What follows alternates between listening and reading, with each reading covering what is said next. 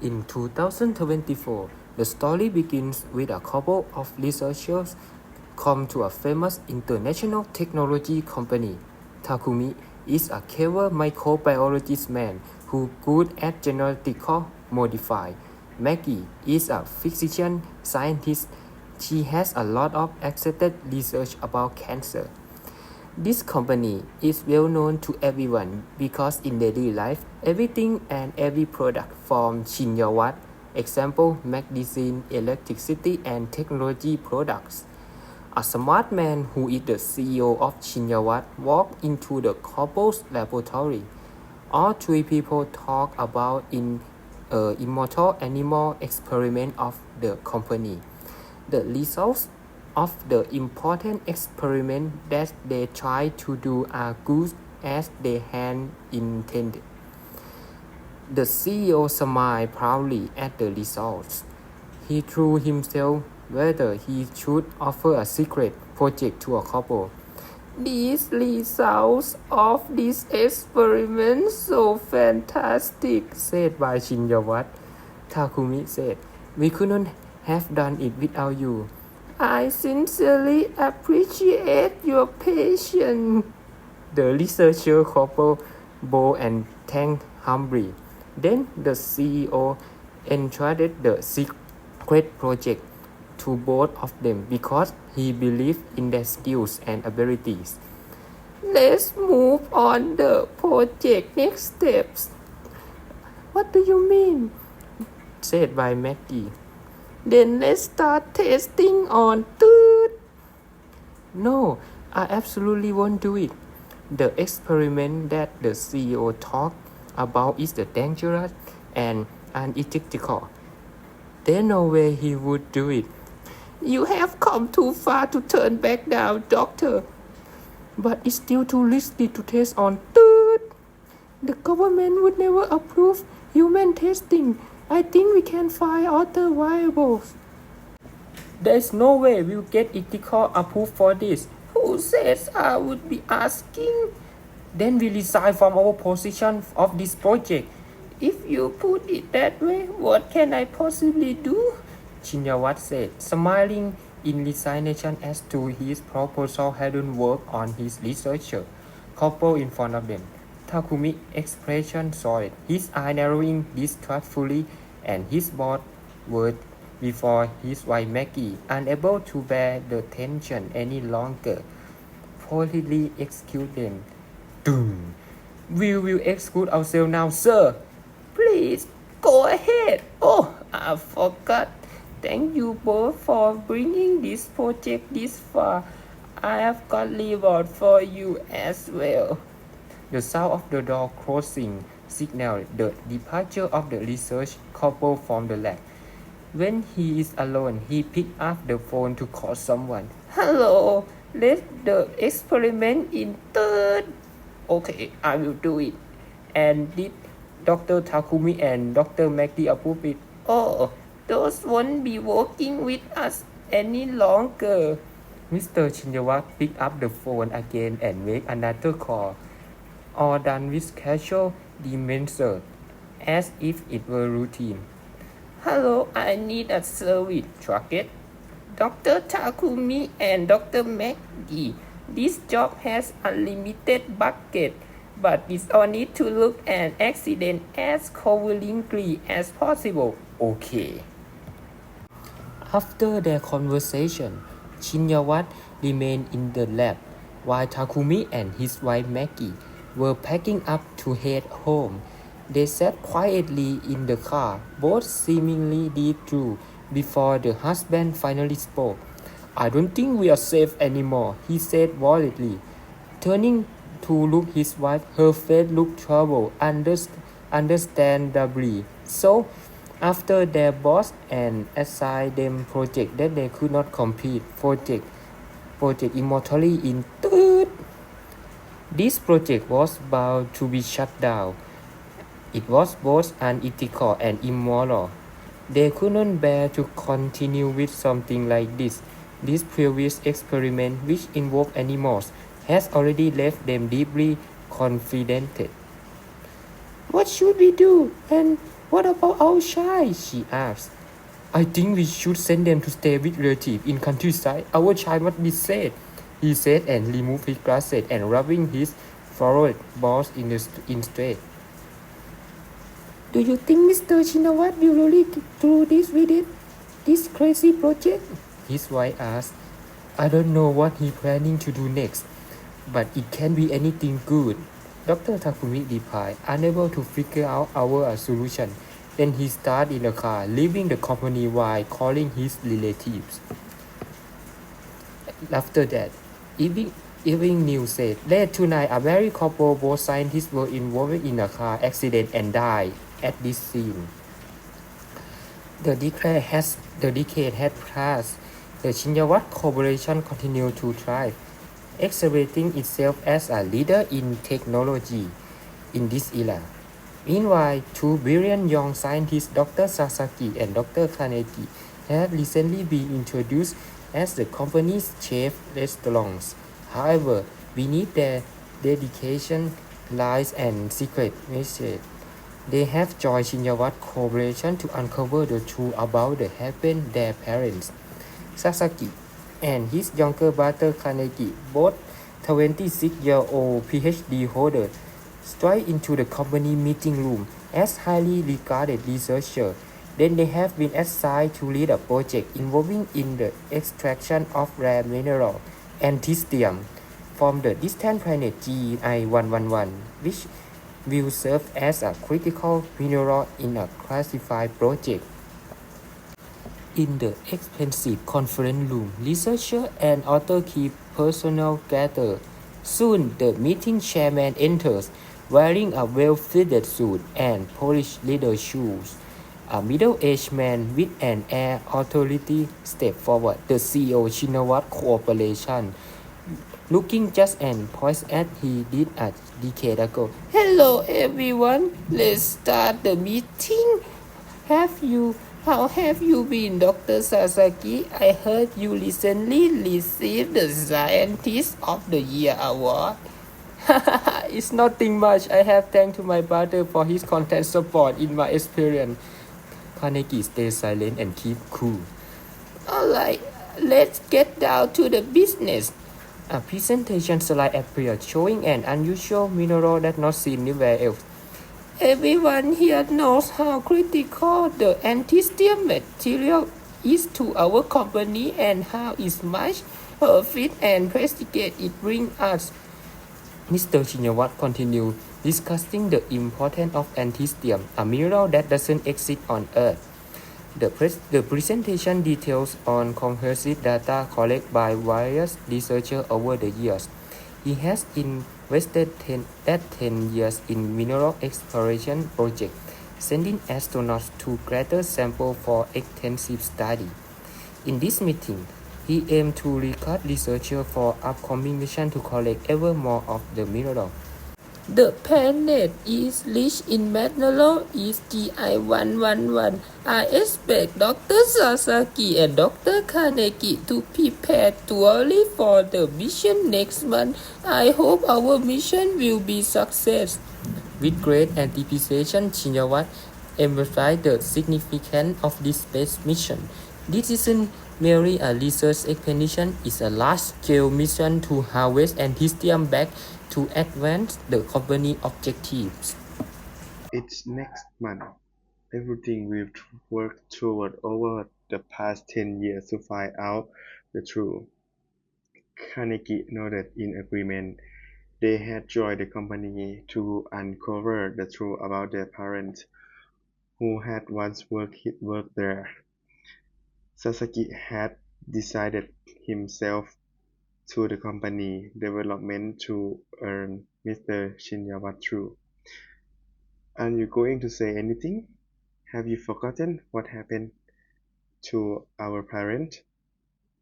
Carnegie remained silent, but how could he forget everything that happened to their parent? Tears started to well up in his eyes as he hugged his brother. I'm scared, he whispered. Scared what? We come this far. There's no turning back now. I'm afraid he will do the same thing to you that he did to our parents. His voice trembled, haunted by the event of the past. Sasaki gripped his brother's shoulder firmly and began to speak. I know it's scary, but whatever happens, we will get through. Is don't you remember promise we made to our parents? That night Kaneki could sleep. He lay awake, brow furrowed, deep into about the mission that would begin next month. A month later, it was the last day spent on Earth. Tomorrow, Margaret, the true beginning of the journey. They arrived to prepare for living on spaceships. Alright, you both need to train for zero gravity, eating, and adjusting to the space condition. Mr. Shinyawat checked in on the researcher preparation. The two of them were in the simulated vacuum chambers, floating in zero gravity, trying to enjoy it even though they practiced many times. Whoa, this is amazing. Ah, help! In training, Sasaki always excellent. He was physically strong and could control his movement in zero gravity with ease. Sasaki laughed at his brother and Kaneki felt a little self-conscious about his brother's skill. Training continued as usual. Once the session ended, the two brothers exited the simulation chambers. So, how's going, you two? Just one time week until you had to head out to space. Yes, Mr. Shinyawashi approached them for a conversation, Sasaki responded enthusiastically, while Kaneki stayed quiet, focusing on removing his spacesuit. I would like to invite both of you to speak with me in my office. The three of them head to Mr. Shinyawa's office at 14th floor of company building. You both know there is in this mission, since its humanity first approached near a wormhole. Yes, we understand. This mission is critical for our country. I trust you will succeed. Yes, sir, they repeat firmly. That night, in their quarter, as they lay awake, the two brothers still hadn't slept, as though they were trying to hold onto every memory they had made on Earth. Do you remember? When we used to count the stars in the sky, wondering how many there were. I remember. Well, tomorrow we will finally be able to count them for real. Yes, we will count them together, right? Carnegie voice tempered, sensing his brother anxiety. Sasaki tried to confirm to him. I know it's scary. I know it's risky. But I come over to it far. We had to do this. Lunch day. As Prime Minister, I'm honored to preside over this opening ceremony. And so, the important day arrived, with people from all over the world gathering to witness this spacecraft launch. The Thai flag was raised on the flagpole as the astronaut began boarding the spacecraft. Outer space, as the twin spaceship moved past Earth, atmosphere toward to planet GI-111. They went over the mission plans carefully. Carnegie screamed loudly in the spacecraft. Ah, Sasuke! Sasuke saw the wormhole rapidly expanding near the target and heard a loud noise signal. But he couldn't understand it. Suddenly, he started to lose control of the spacecraft. What the hell is happening? An alarm sounded throughout the spacecraft as it was swiftly pulled into the wormhole. His body was thrown against the spacecraft, and everything around him went dark. He lost consciousness. Everything quieted down. Carnegie received a message from Earth asking about the realization of the spacecraft, which had now lost its signal. Carnegie quickly composed himself and reported the incident back to Earth, where he was urgently ordered to return. Though he was still shaken by what had happened, he reluctantly set course for Earth. When he arrived back, he isolated himself in the spacecraft, refusing to meet the rest of the team. He was deeply depressed, crying often and losing his appetite. Suddenly, a message popped up on the screen in his spacecraft. Hey, little brother, love you. He hurried to open the message, instantly recognizing it was from Sasuke. The message read, Hey, little brother, love you, and fine. Don't worry about me. I found something amazing in this wormhole.